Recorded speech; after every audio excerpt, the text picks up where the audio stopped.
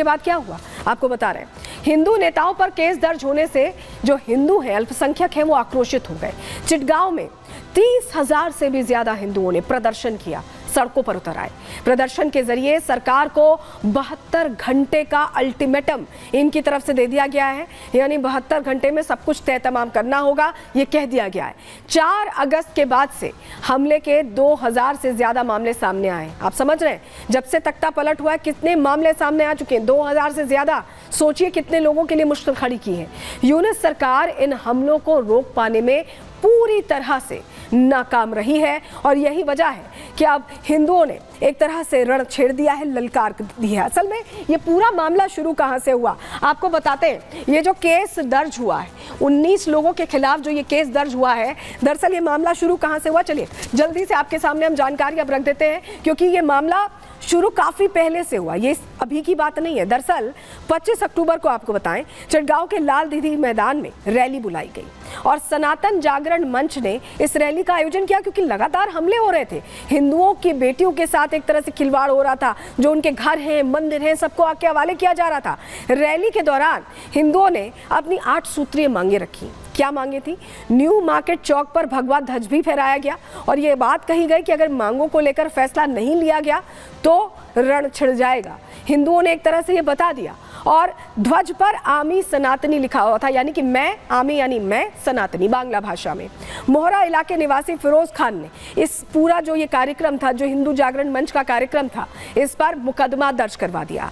Chittagong ISKCON के सचिव को भी इसमें आरोपी बनाया गया। जो 19 लोग हैं उनमें सचिव का भी नाम है और आप समझिए इसी को लेकर फिर अब रण छिड़ता दिखाई दे रहा है। आपको जरा तस्वीर दिखा देते हैं, उस दिन की तस्वीर दिखाते हैं, जिसको लेकर कहीं ना कहीं एक तरह का डर दिखाई दिया था वहां पर यूनुस सरकार में, क्योंकि हिंदुओं ने रण छेड़ दिया। देखिए कट्टरपंथियों के निशाने पर इस्कॉन मंदिर पहले भी रहा है, ऐसा नहीं कि ये जो 19 लोगों के खिलाफ मामला दर्ज हुआ है ये अभी हुआ है, इससे पहले भी लगातार 2009 में बांग्लादेश का ही ये पूरा मामला बता रहे हैं। इस्कॉन मंदिर द्वारा संचालित अनाथालय पर हमला कर दिया गया, अनाथालय पर हमला किया गया। उसके अलावा 2015 में इस्कॉन मंदिर पर आतंकियों ने अटैक कर दिया था। वहीं 2016 में इस्कॉन मंदिर पर कट्टरपंथियों ने हमला किया और इसमें 10 लोग घायल हो गए थे। बार बार इस्कॉन को निशाना बनाया जाता रहा है। 2018 में भी इस्कॉन की रथ यात्रा पर हमला हुआ, जिसमें 6 श्रद्धालु घायल हो गए, 6 श्रद्धालु घायल हुए। वहीं 2021 में दुर्गा नवमी पर इस्कॉन मंदिर पर हमला हुआ, जिसमें 2 श्रद्धालुओं की मौत तक हो गई। आप सोचिए, बार बार वहां पर जो भी हिंदू आस्था से जुड़े सनातनी प्रोग्राम होते रहे उन्हें लगातार निशाना बनाया गया है। 2022 का भी हम आपको बता रहे हैं, इस्कॉन मंदिर पर कट्टरपंथियों ने हमला किया और इसमें भी 3 श्रद्धालु घायल हुए। लगातार इस्कॉन मंदिर लोगों के लिए एक तरह से वहां पर चुभता रहा उन्हें, क्योंकि हिंदू आस्था वहां बांग्लादेश में लोगों को पसंद नहीं आती थी और अल्पसंख्यकों को एक तरह से दबाने की कोशिश, दबाने की साजिश लगातार यहां पर की गई। सबसे बड़ी बात है कि जिस सरकार की ये जिम्मेदारी थी कि वो सब कुछ संभाले, सब कुछ देखे, माहौल ठीक करे, जिस तरह से दबाया जा रहा है अल्पसंख्यकों को, हिंदुओं को, वहां पर उसकी जिम्मेदारी लेते हुए उनकी सुरक्षा सुनिश्चित करे, वो सब कुछ नहीं कर पाई यूनुस सरकार। और यही वजह है कि हिंदुओं ने अब कह दिया है कि 72 घंटे में सब कुछ ठीक करो, नहीं तो ये और आक्रोश सड़कों पर दिखाई देगा। रिपोर्ट आपको दिखा रहे हैं।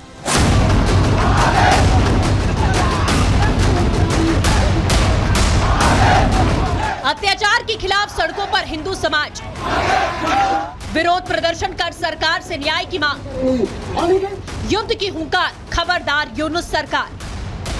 5 अगस्त की तारीख बांग्लादेश में रह रहे हिंदू समाज के लिए मुसीबत बनकर आई, क्योंकि उसके बाद से ही अल्पसंख्यकों के साथ हिंसा का ऐसा दौर शुरू हुआ जो अब तक रुकने का नाम नहीं ले रहा। यही वो तारीख है जिसके बाद से हिंदू समुदाय ने हिंसा का दंश झेला। यही वो तारीख है जिसके बाद बांग्लादेश में हिंदुओं के घरों को जला दिया गया, महिलाओं से बर्बरता की गई। इतना ही नहीं, जब हिंदू समाज सड़कों पर उतरा तो देशद्रोह का मुकदमा लगाकर हिंदू नेताओं को गिरफ्तार कर लिया गया। मतलब साफ है, जिस सरकार पर लोगों की सुरक्षा की जिम्मेदारी है उसने अपने कट्टरपंथी रंग दिखाने शुरू कर दिए। घर और नौकरी छीनने के बाद अब झूठे आरोप लगाकर हिंदू नेताओं को जेल भेजा जा रहा है। वही मामला दर्ज होने के बाद धर्मगुरु चिन्मया कृष्ण दास ब्रह्मचारी ने एक वीडियो जारी किया, जिसमें उन्होंने इस मुकदमे को कट्टरपंथियों की साजिश बताया। कहा कि किसी भी वक्त गिरफ्तारी हो सकती है, लेकिन जिन 8 सूत्रीय मांगों को लेकर आंदोलन किया जा रहा है वो आंदोलन रुकना नहीं चाहिए। मेरे खिलाफ देशद्रोह के आरोप में एक केस दर्ज किया गया है। राष्ट्रीय ध्वज के अनादर से संबंधित राजद्रोह का आरोप लगाया गया है। मैं सभी से अनुरोध करता हूं, किसी भी समय मुझे गिरफ्तार कर लिया जाएगा, लेकिन आप एकजुट होकर इस आंदोलन को जिंदा रखें। हिंदू नेताओं और धर्मगुरु पर देशद्रोह का आरोप लगा तो मानवाधिकार आयोग ने इसे एजेंडा बता दिया। HRCBM ने 19 हिंदू नेताओं पर लगे आरोपों की निंदा करते हुए कहा कि ये आरोप अल्पसंख्यक अधिकारों की रक्षा करने वालों को चुप कराने के एक काले राज्य प्रायोजित एजेंडे को उजागर करते हैं। ये व्यवस्थित उत्पीड़न है जिसका उद्देश्य अल्पसंख्यकों को अधीनता के लिए मजबूर करना है। HRCBM वैश्विक नेताओं और मानवाधिकार अधिवक्ताओं से इन दमनकारी रणनीति के खिलाफ खड़े होने का आह्वान करता है। हम इन निराधार आरोपों को तत्काल खारिज करने की मांग कर रहे हैं। It is partially correct because the recent occurrence after 5th August actually there are occurrences which are politically motivated. Some miscreants or communal forces who targeted the Hindu, Buddhist, Christian community. But during that time, there were no cases filed against the miscreants. And this time, Chief Advisor also assured us that they will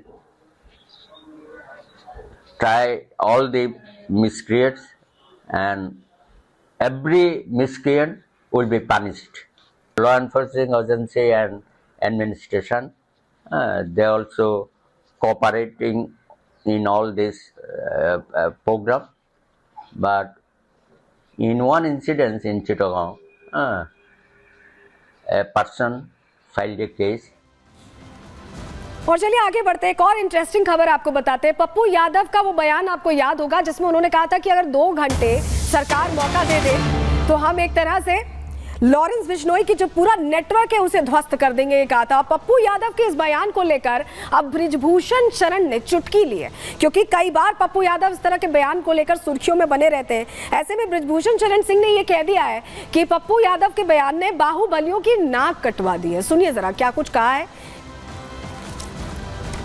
Pappu Yadav कहते हैं हमें security की आवश्यकता नहीं है, हटा ली जाए, और ऊपर से कहते हैं बिश्नोई के बारे में कि उनसे हमारा कोई अब लेना देना नहीं है।